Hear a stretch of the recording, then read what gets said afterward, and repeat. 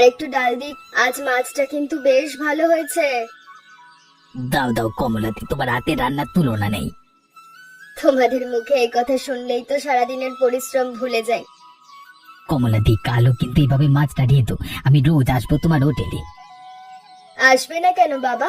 তোমাদের মতো তো খদ্দেরই তো আমাদের এই ছোট্ট হোটেলটাকে বাঁচিয়ে রেখেছে।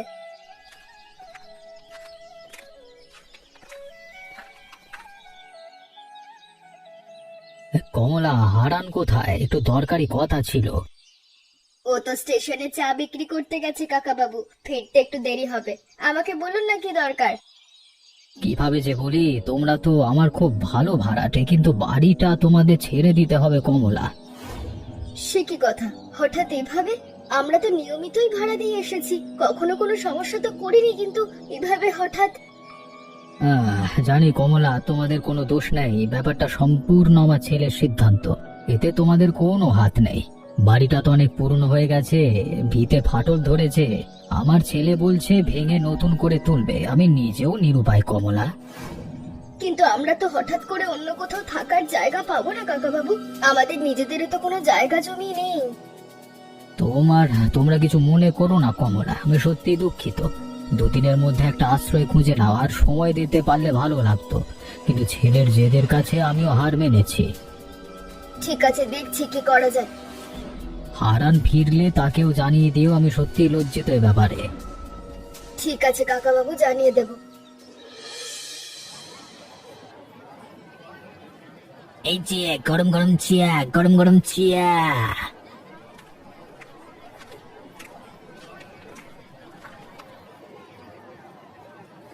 কি হলেন না, আজকে বিক্রি কেমন হলো?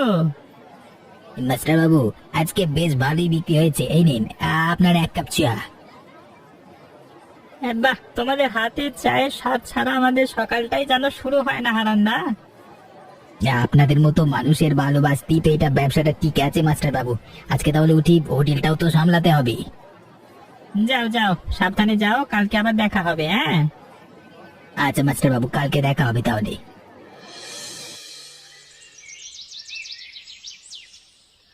কে যে কমলা, মুখটা এমন শুকনো কেন? আজ বিমল বাবু এসেছিলেন, বাড়িটা নাকি আমাদের ছেড়ে দিতে হবে। তার ছেলে নাকি বাড়ি ভেঙে নতুন করে তুলবে বলেছে। সে কি, এত বছর ধরে আমি আছি এখানে, হঠাৎ এইভাবে চলে যেতে হবে? দুদিনের মধ্যে জায়গা খুঁজে নিতে বলেছেন, কিন্তু আমাদের তো নিজেদের কোনো জায়গা জমি নেই। অল্প টাকায় তো আর সহজে ভাড়া পাওয়া, বাড়ি বাড়ি মানে ভাড়া বাড়ি পাওয়া যাবে না। এই দুদিন আমরা কি করব? জানি খুব কষ্ট হচ্ছে তোমার, আমারও হচ্ছে, কিন্তু ভেঙে পড়লে তো সমাধান পাবো না।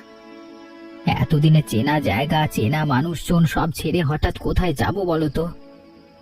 জানি না গো। চিন্তা করো না, দেখি কি করা যায়। চলো একটু খেয়ে নাও। হ্যাঁ, মাথা থেকে চিন্তাটা কিছুতেই সরছে না কমলা। এত বছরের সংসার, হঠাৎ সব গুছিয়ে নতুন জায়গায় যাওয়াটা সহজ কাজ না। জানি গো, কিন্তু ভেঙে পড়লে তো চলবে না। আমরা দুজন মিলে ঠিক একটা রাস্তা বের করে ফেলবো। তোমার এই কথাগুলো শুনলেই মনে জোর পাই কমলা।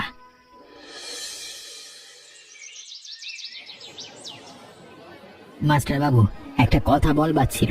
আমাদের ভাড়া বাড়ি ছেড়ে দিতে হচ্ছে, বাড়িওয়ালার ছেলে ভেঙে এবার নতুন করে গড়ে তুলবে। সে কি কথা, এখন তোমরা কোথায় যাবে? জানি না মাস্টার বাবু, অন্য বাড়ি ভাড়া করতেও তো অনেক টাকা লাগে, আর আমাদের তো কোনো জমিও নেই। এটা তো সত্যি বড় সমস্যা।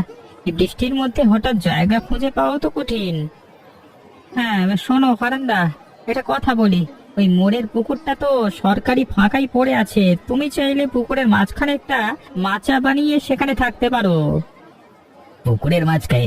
এ আবার কিভাবে সম্ভব মাস্টার বাবু? বাঁশ আর কাঠ দিয়ে চমৎকার মাচা বানানো যায় হারান্দা, খরচের কথা ভেবো না, বাঁশ কাঠে যা লাগে আমি দেব, তুমি শুধু বাড়িতে গিয়ে বউয়ের সাথে কথা বলো।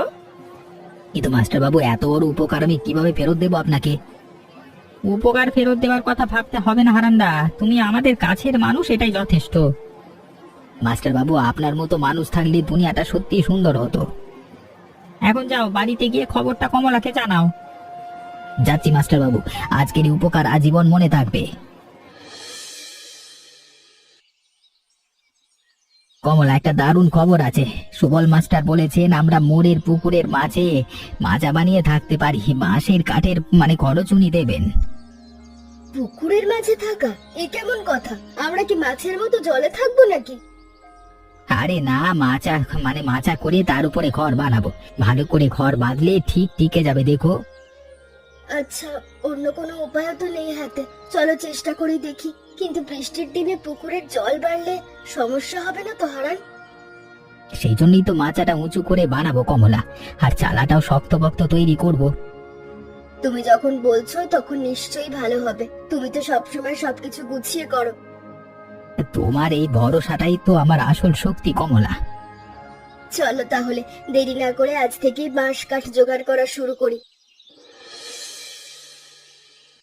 কমলা, ওই দড়িটা এইদিকে দাও তো, খুবই খুঁটিটা শক্ত করে বাঁধতে হবে। সাবধানে বেঁধো, বর্ষায় জল বাড়লে যেন নড়বড়ে না হয়ে যায়। চিন্তা করো না, রান্নাঘরটাও এমন ভাবে বানাবো যাতে জল ছিটকে না আসে। হ্যাঁ দেখো কমলা, এই খুঁটিগুলো মাটির অনেক গভীরে পুঁতে দিচ্ছি যাতে ঝড়েও না নড়ে যায়। সত্যি বলছি, নিজেদের হাতে বানানো এই ঘরটাই যেন এখন সবচেয়ে আপন লাগছে।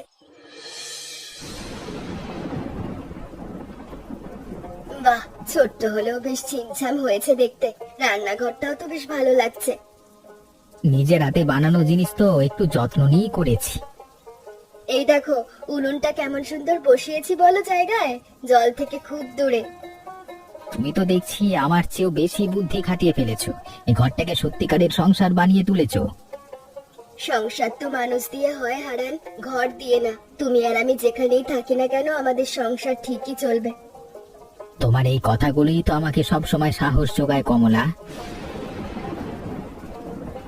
এত বৃষ্টি হচ্ছে হারান, মাছটা ঠিক থাকবে তো?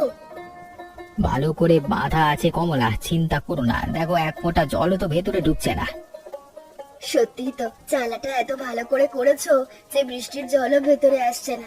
প্রথম দিন যখন শুনেছিলাম পুকুরের মাঝে থাকতে হবে, ভয়ই লাগছিল, কিন্তু এখন দেখছি এটা বেশ নিরাপদ জায়গা।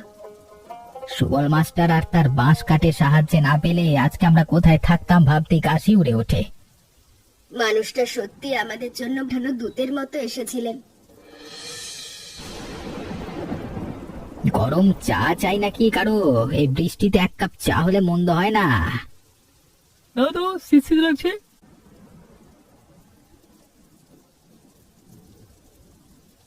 পারুল, তুই না হঠাৎ না জানিয়ে? বাবা, তোমাদের সাথে একটু জরুরি কথা ছিল, তাই চলে এলাম। কি হয়েছে মা, মুখটা মলিন কেন? সব ঠিক আছে তো মা? তো জামাই ভালো তো? তোমার জামাইয়ের ব্যবসাটা এখন ভালো চলছে না বাবা। প্রায় 10,000 টাকার খুব দরকার, তাই তোমাদের কাছে ছুটে এলাম। এ বাবা, চিন্তা করিস না মা, চল আগে বাড়ি চল, সেখানে বসে সব কথা হবে। আচ্ছা বাবা চলো, এই বৃষ্টিতে এখানে দাঁড়িয়ে কথা বলাও তো মুশকিল। হ্যাঁ চল, আজকের মতো বিক্রিও প্রায় শেষ, এখন বাড়ি ফিরে শান্তিতে কথা বলতে পারবো। বাবা, তোমাদের ভাড়া বাড়ির খবর তো কিছু জানাওনি এতদিন, সব ঠিক আছে তো? সে কথা পরে হবে, আগে চল। বাবা, তুমি কিছু বলছো না যে? আগে বাড়ি চল মা, তারপর সব কথা হবে। পারুল, তুই এভাবে হঠাৎ না জানিয়ে? মা, তোমরা সত্যি পুকুরের মাঝে থাকছো? বাবা তো পথে কিচ্ছু বললো না। সে অনেক কথা মা, পরে আস্তে আস্তে সব বলবো। আগে ভেতরে আয় তো, একটু জিরিয়ে নে। মা, এত ছোট্ট জায়গায় তোমরা এভাবে থাকছো কি করে? আমার তো ভাবতেই কষ্ট হচ্ছে। ছোট হলেও নিজেদের হাতে বানানো ঘর তো মা, তাই কোনো কষ্ট হয় না। বাবা, অনিমেষের দোকানের ভাড়া আর মালপত্রের দেনা মিলিয়ে প্রায় 10,000 টাকা লাগবে, না হলে দোকানটাই হয়তো বন্ধ হয়ে যাবে। 10,000 টাকা? এত টাকা এখন হাতে জোগাড় করা তো সহজ কাজ না। আমি জানি বাবা, তোমাদের এখন নিজেদেরই কষ্টের সময়, তাও তোমাদের ছাড়া আর কার কাছে যাব বলো? চিন্তা করিস না মা, আমরা মিলে ঠিক উপায় বের করব। অনিমেষ নিজে থেকে চাইতে যায়নি বাবা, লজ্জায় তো বলতেই পারছিল না, আমি জোর করে এসেছি। ভালোই করেছিস মা, বিপদের কথা লুকিয়ে রাখলে তো বিপদ আরো বাড়ে। বলে দিলি তো সমাধান খোঁজা যায়। আমাদের কাছে হোটেলের কিছু সঞ্চয় আছে, আর তোমার বাবারও কিছু জমানো টাকা আছে, দুটো মিলিয়ে 10,000 হয় কিনা দেখি। হ্যাঁ, যা আছে তাই দিয়ে চেষ্টা করবো মা। জামাইয়ের বিপদে আমরা বসে থাকতে তো পারি না। বাবা, তোমাদের এই ভালোবাসার ঋণ আমি কখনো শোধ করতে পারবো না। পাগলি মেয়ে, নিজের সন্তানের জন্য এটুকু করা কোনো ঋণ নাকি? কালকে সকালে আমরা হিসেব করে দেখব কত টাকা আছে হাতে। চিন্তা করিস না মা, 10,000-এর ব্যবস্থা একটা না একটা করে হয়েই যাবে। তোমাদের কাছে এলে মনটা এমনি হালকা হয়ে যায় বাবা। সেটাই তো বাবা মায়ের কাজ রে মা, সন্তানের মনটা হালকা করে দেওয়া। আপনারা এখানে বাড়ি করেছেন কেন? এই পুকুরে আমি অনেকদিন ধরে মাছ চাষ করি, এটা তো আপনাদের জায়গা নয়। দাদা, আমরা তো জেনে বুঝি এসেছি, কারো ক্ষতি করার উদ্দেশ্যে না। আপনারা এখানে এসে জায়গাটা দখল করবার চেষ্টা করছেন, এটা কি ঠিক কাজ? এখানে আপনারা থাকতে পারবেন না। দাদা, আমাদের ভাড়া বাড়ি হারিয়ে এই কদিন হলো এখানে আশ্রয় নিয়েছি। আপনার মাছের কোনো ক্ষতি তো আমরা করিনি। হতে পারে, কিন্তু আমার তো আগে থেকে না জানি এভাবে জায়গা দখল করা ঠিক লাগছে না। দাদা, বিশ্বাস করুন, আমরা কারোর ক্ষতি করার মানুষ নই, শুধু মাথা গুজার একটু ঠাঁই দরকার ছিল। দাদা একটু শুনুন আমার কথা, সুবল মাস্টার নিজে আমাকে এখানে থাকতে বলেছেন। আসুন তার কাছে চলুন, তিনি সব বুঝে বলবেন। স্টেশন মাস্টার বলছেন? ঠিক আছে, চলুন দেখি কি বলে। কি ব্যাপার শেখর, এত গম্ভীর মুখ নিয়ে এসছো যে? আশাবাবু, এই লোকটা পুকুরের মাঝে বাড়ি বানিয়ে ফেলেছে, অথচ আমি ওখানে বহুদিন ধরে মাছ চাষ করি, এটা তো অধিকারে হস্তক্ষেপ হয়ে গেল। শোনো শেখর, এই পুকুরটা কিন্তু সরকারি জমি, তোমার বা হারানের কারো নয়। হারান কারোর জমি দখল করেনি, জায়গাটা এমনি পড়েছিল। কিন্তু আমার মাছ চাষে তো সমস্যা হতে পারে মাস্টার বাবু। হারান তো তোমার মাছ চাষের কোনো ক্ষতি করছে না শেখর, শুধু আশ্রয়ের জন্য একটা ছোট্ট মাচা বানিয়েছে। আশ্রয়ের ব্যবস্থা হয়ে গেলে ওরা এমনি দিয়ে চলে যাবে।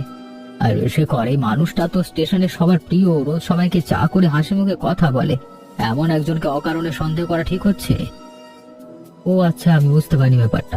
আমি ভেবেছিলাম হয়তো ইচ্ছে করি আমার জায়গা দখল করতে চাইছেন। না দাদা, এমন কোনো ইচ্ছে আমাদের নেই। আপনার ব্যবসার কোনো ক্ষতি হোক আমরা কখনোই চাই না। ভুল বুঝবার জন্য দুঃখিত হারান্দা।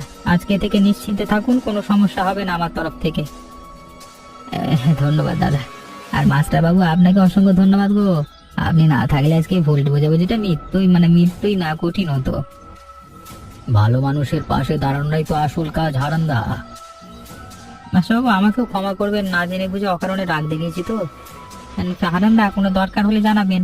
প্রতিবেশী হিসেবে সাহায্য করতে পারলে ভালোই লাগবে। ধন্যবাদ দাদা, আপনার এই কথায় মনটা হালকা হয়ে গেল। যাক, সব ভালো ভালো মিটে গেল, এটাই আসল কথা।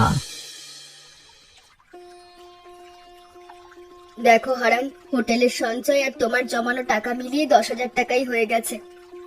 বাহ, তাহলে তো জামাইয়ের দোকানের সমস্যাটা পুরোপুরি মিটিয়ে দেওয়া যাবে। হ্যাঁ, আজকেই পারুলকে খবর দি, ও আর অনিমেষ এলে টাকাটা দিয়ে দেব। তবে এই টাকাটা দিলে আমাদের হাতে তো তেমন কিছু থাকবে না। তা থাকুক না, মেয়ের সংসার বাঁচানোর চেয়ে আর বড় কিছু তো হতে পারে না হারান। হ্যাঁ, তুমি ঠিকই বলেছো কমলা। বাবা, মা দেখুন কি এনেছি। বাজারের সবচেয়ে বড় মাছটাই নিয়ে এলাম আজকে। আরে অনিমেষ, তুমি এসেছো? ভেতরে এসো বাবা। এত বড় মাছ কোথায় পেলে? আজকে মনটা এত ভালো লাগছিল মা, তাই ভাবলাম আপনাদের জন্য ভালো কিছু নিয়ে যাই। তোমার মুখ দেখে তো মনে হচ্ছে কোনো সুখবর আছে বাবা।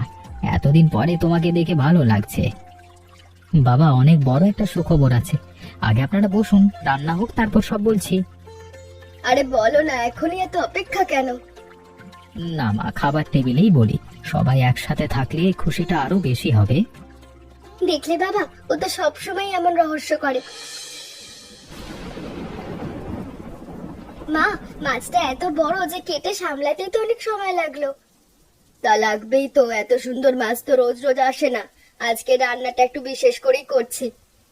মা, অনিমেষের মুখটা আজ এত হাসি খুশি দেখাচ্ছে, কি ব্যাপার বলো তো? সেটাই তো ভাবছি মা, নিশ্চয়ই ভালো কোনো খবর আছে।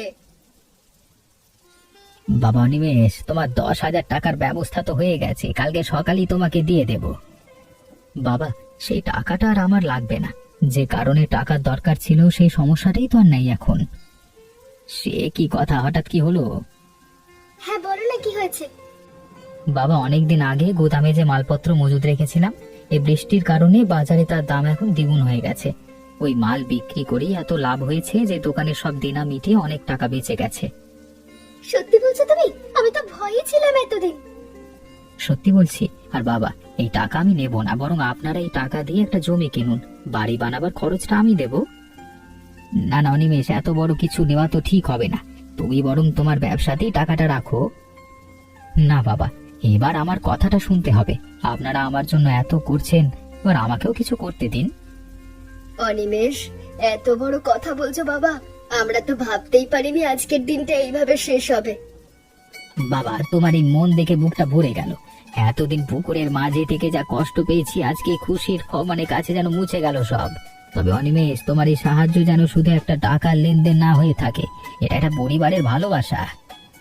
এই বৃষ্টি তো একদিন আপনাদের ঘর হারিয়েছিল, আর সেই বৃষ্টি আবার নতুন করে সব ফিরিয়ে দিল। চলো তাহলে কালকেই জমি দেখতে বেরিয়ে পড়ি, নতুন বাড়ির স্বপ্নটা এবার সত্যি হোক। আর নতুন বাড়িতে একটা বড় রান্নাঘরও চাই, কিন্তু এবার আর পুকুরের ওপর না, শক্ত মাটির ওপর। সেটা তো একদম ঠিক কথা কমলা, তবে পুকুরের বাড়ির স্মৃতি তো কোনোদিন ভুলবো না। আমিও না হারান, বিপদের দিনেই ছোট্ট মাচার ঘরটাই তো আমাদের ছাদ হয়ে দাঁড়িয়েছিল। আজকের এই সন্ধেটা আমাদের পরিবারের সবচেয়ে সুন্দর স্মৃতি হয়ে থাকবে, তাই না? নিশ্চয়ই। আর এই মাছটাও তো এই স্মৃতির একটা অংশ হয়ে থাকবে।